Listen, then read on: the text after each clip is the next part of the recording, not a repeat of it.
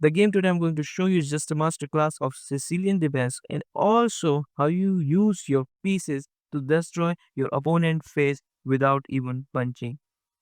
This game contains everything: a stunning move, brilliant sacrifices. Let's just see the game.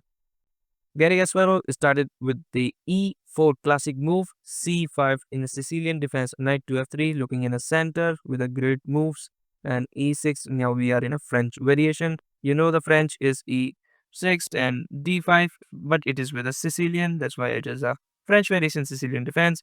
Now D4, just placing 2 pawns in the center, and after pawn take, knight take, you can develop this knight attacking this, or you can just offer a knight trade. You can develop this bishop as well. Alexey Shirov choose to play the move knight to f6, attacking this pawn on e4. But Garry sees that and he just play the knight to c3, protecting the pawn. Knight to c6, offering a trade of knight.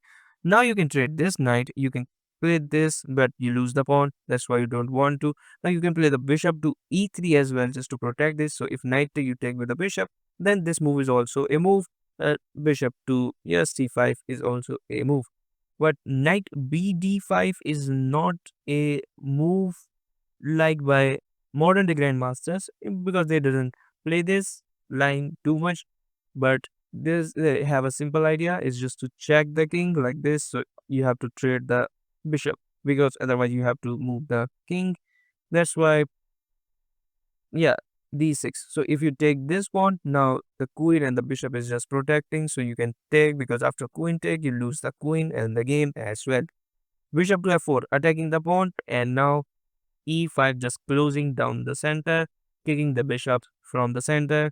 Bishop to g5, pinning the knight to the queen, and a6, just kicking the knight. Where are this knight going? Is just going a3. Look at these knights. What are they doing? Nothing. Now, Alexey Shirov play the move b5, and if you ignore, the next move is going to be a fork of both knights. That's why he play the move knight to d5, attacking this knight, and this knight is also pinned to the queen. So if you take this knight, you're going to lose the queen. Just simple as, right? Bishop to e6, unpinning the knight, and now he takes the knight with the bishop. It's not good to take the knight with your bishop, but in this position it's completely normal because you just getting the bishop back. Now you can take this bishop, you can move this knight. Garry choose to play the move c3. So this move of b4 is not possible to kick the knight, but also he wants to reroute the knight like this, right? Bishop to b7 is just opening a fire on this knight that is placed on. And why the knight Garry doesn't take this, want to take this bishop? This is because this bishop have no attacks, right? This bishop is attacking nothing, but this knight is a superpower knight, and that is looking into the black position, the holes. If you move the queen, it is a fought between a king and the rook. If you move queen here, it is a fought between a rook and the queen. You're going to get some material. That's why the bishop to b7 is a move like by the engine, because if you move this knight, it is going to be active. The bishop is going to trade itself for this great knight. Garry is just proceeding with his plan, that is knight to c2, just rerouting. In the next move, he can play this move as well, just to just a strong knight. So even if you take this, I'm going to place another knight into the center. Knight to b8. The attack is open. He played the move a4. Why he didn't want to play this? He's just knocking in the side of the board. B take a4. Now, uh, Inchase doesn't take this because this is going to be a big weakness of black, and black can't defend this pawn as well. So, just Injun wants to develop the bishop, castle. That's what Injun wants. And this move is also a move you can play just to support the knight. Garry doesn't do anything. He just takes the pawn that is looking like a good, right? Good move. But this is also a move you can play like knight to d7. And Garry is now, you have to develop the bishop, the castle, the king, then this move. But he just play the move rook to b4. Attacking the bishop, this bishop is attacked, have no such great squares. That's why Alexey Shirov play the move knight to c5, considered as a mistake. Why this is a mistake? Because in this position, Gary doesn't have to go back with the rook. He sacrificed the rook for the bishop, because this knight is a monster. I think that's why computer also love it. He sacrificed the rook for the bishop, and after knight take, he played this move b4, getting the control of the queen side. Completely great position for white, and bishop to g5, looking on this diagonal.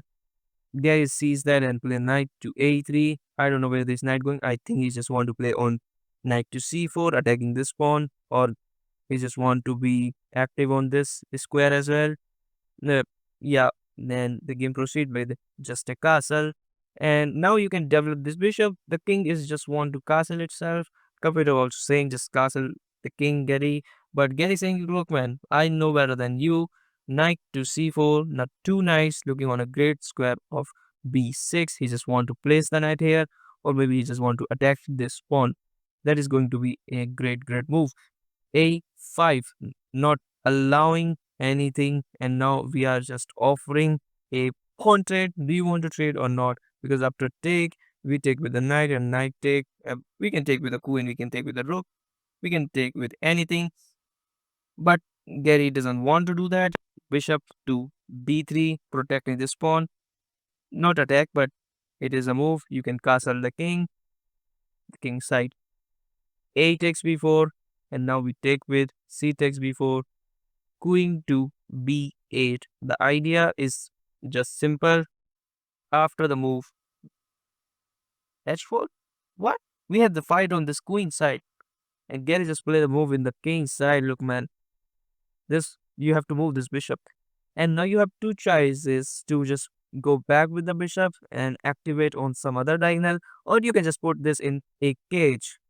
Bro, what is this move? I know you're looking on a great diagonal. This is not even a great diagonal, because this bishop have no future. Now you love to play this move, and then this bishop is going to be trapped. So you have to play this g6 and reroute the bishop. That's going to take at least 4 5 moves, at least.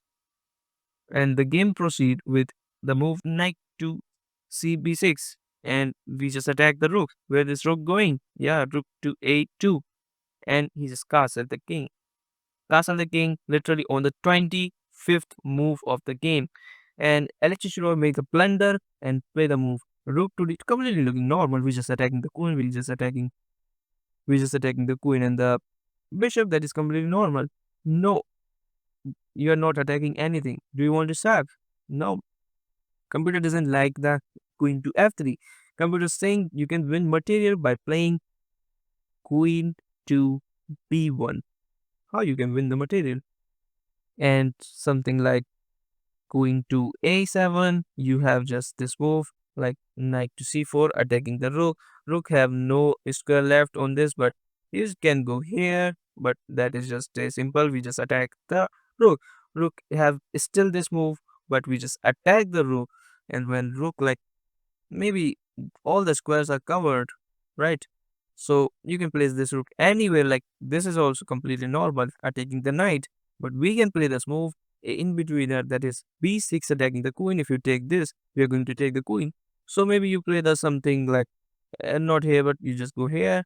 And now we just trade this rook for the knight, and we are above material. We are going to win the game. We are going to put this knight into the center, protecting this pawn. This is a big asset for white position, but that doesn't happen in the game. After queen to f3, queen is just a queen a7, knight d7 is just attacking the rook, and Alexey Shirov make a blunder and play the move knight to d8. I don't know what he's thinking, but he's just losing a material.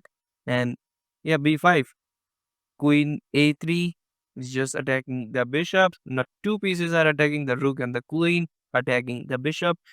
So you can think of how we can save this bishop. And Gary says, look man, I don't want to do that. I'm not saving the bishop at all. This is a brilliant move, by the way. This bishop is hanging two ways. How? You can take like this, you can take like this. But what if you take, like, what's wrong?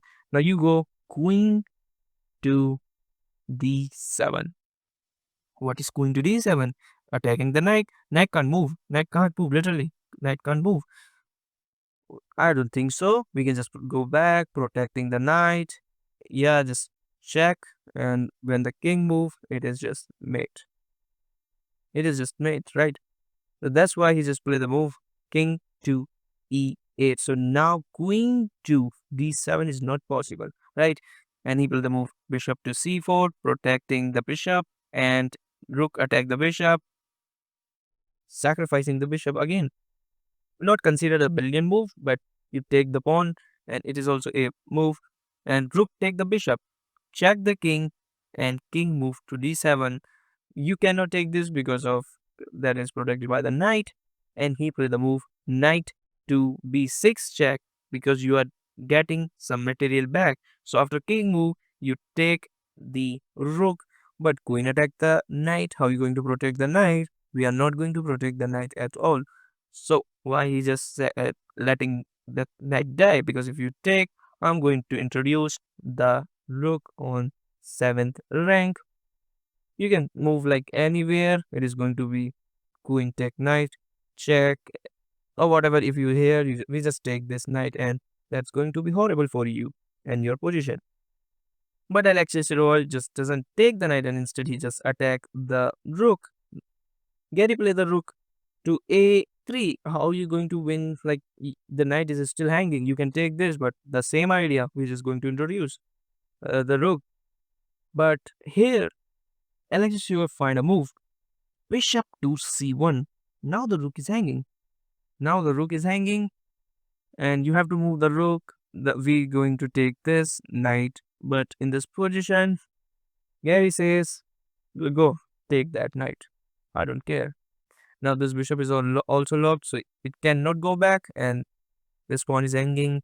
The rook is hanging, but if you have the courage to take the rook, goodbye, because you just lose the queen and the game as red.